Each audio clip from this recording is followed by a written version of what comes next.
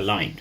So that's what we're going to be going over in this video, right? So here we're going to be breaking this down. So if we just take a look at what was going on here, right? So this is the same POI. If I get them up side by side, this is the same POI that you see over here. So this yellow box is what we're going to be studying, right? This yellow box is what we're going to be studying. So it's interesting that aggressive buyers are failing. So this is how a supply area forms. A supply area forms when aggressive buyers fail. So we want to understand what was going on in this candle, right? So let's just quickly study this in a lot more detail, right? So what was going on, right? And I want traders to read the order flow with me. So what we can see is we can see 0 for 48, right? We can see over here, we can see the delta outliers.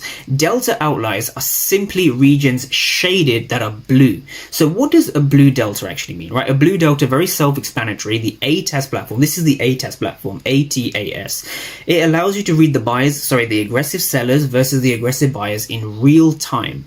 So what we can see, if we just kind of analyze this, right? Let's analyze 462 for 724. So 462 market participants hitting the bid. These represent aggressive sellers, right? The left number are sellers, aggressive sellers. They're going in with market orders. They're hitting the bid live. They're hitting the markets live.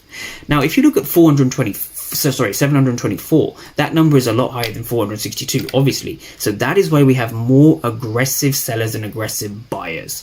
So if we go back to the candlestick chart over here, what we can see is we can see entering the zone just over here.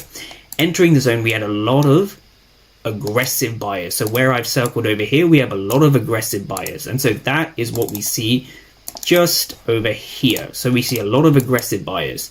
So these aggressive buyers come in heavily into the zone.